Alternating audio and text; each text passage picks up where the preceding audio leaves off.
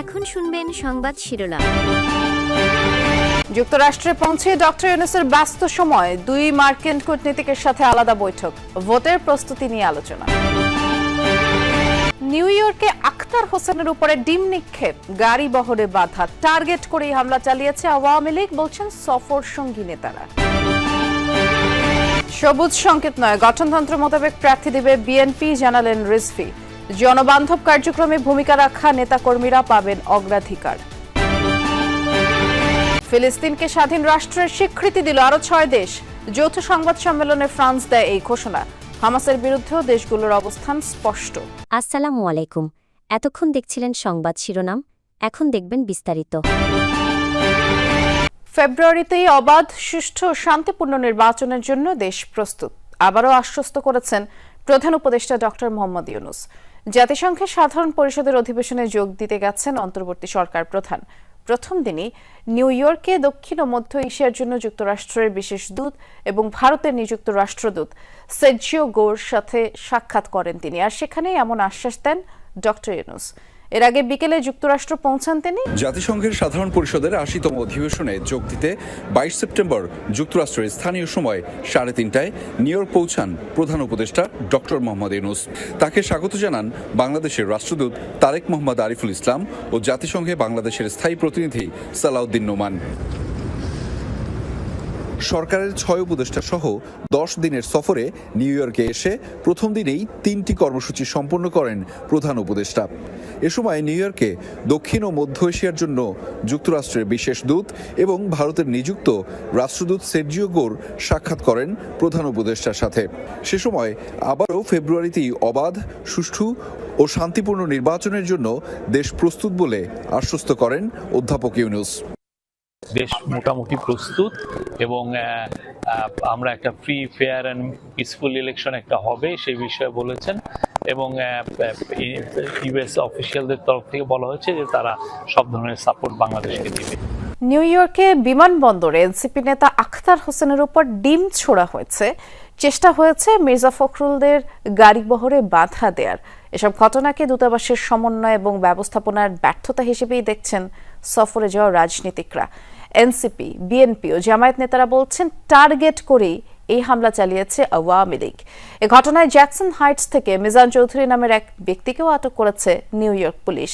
এ ঘটনা তদন্ত করে ব্যবস্থা নেওয়ার আশ্বাস দিয়েছে অন্তর্বর্তী সরকার। স্থানীয় সময় সোমবার বিকেলে নিউ ইয়র্কের জন এফ কেনেডি বিমানবন্দরে ডিম ছোড়া হয় এনসিপির সদস্য সচিব আখতার হোসেনকে লক্ষ্য করে। বিএনপি মহাসচিব সহ একই সাথে বিমানবন্দর থেকে বের হচ্ছিলেন এনসিপির দুই নেতা।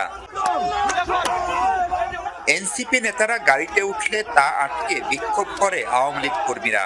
আখতার হোসেনকে বহনকারী গাড়ির সামনে শুয়ে পড়লে পুলিশ এসে সরিয়ে দেয় তাদের। পরে হোটেলের বাইরে সমর্থকদের নিয়ে এ হামলার প্রতিবাদ জানায় এনসিপি। উল্টো পাশে আগে থেকেই অবস্থানরত আওয়ামী লীগ নেতাকর্মীরাও এ সময় পাল্টা স্লোগান দিতে থাকে।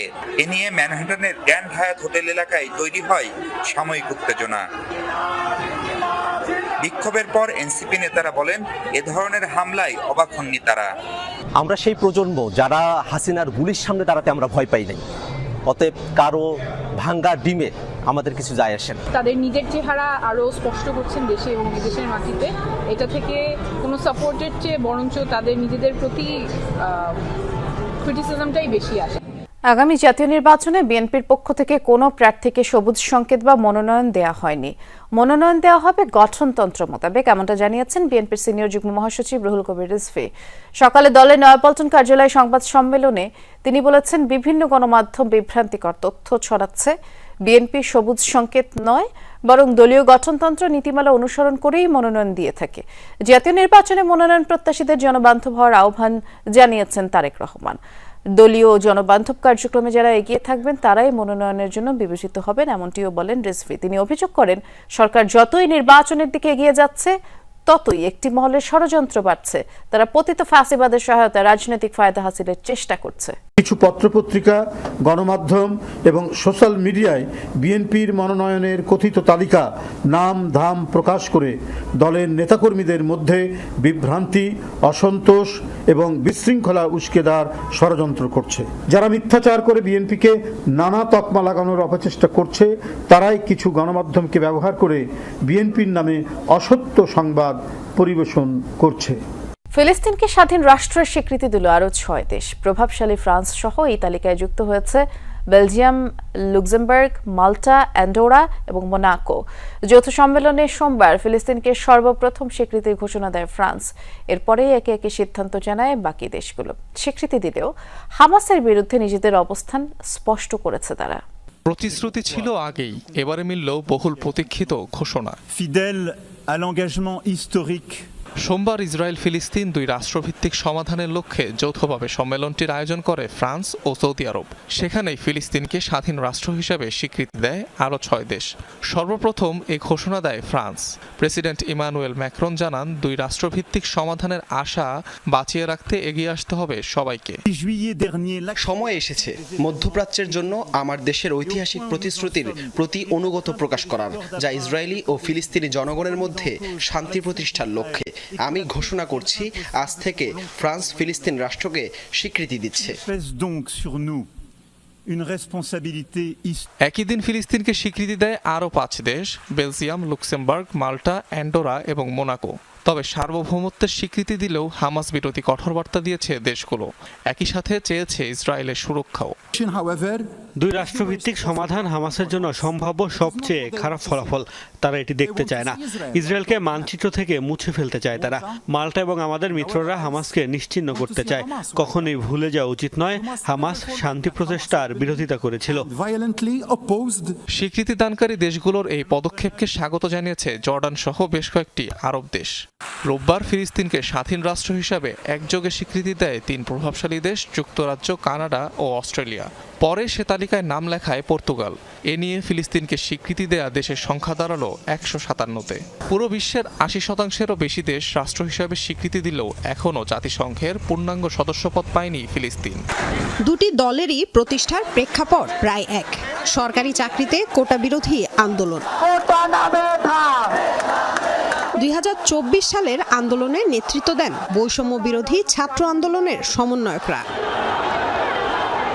আন্দোলনে বিজয় এবং আওয়ামী লীগের পতনের কয়েক মাস। গত ফেব্রুয়ারিতে আত্মপ্রকাশ করে জাতীয় নাগরিক পার্টি এনসিপি।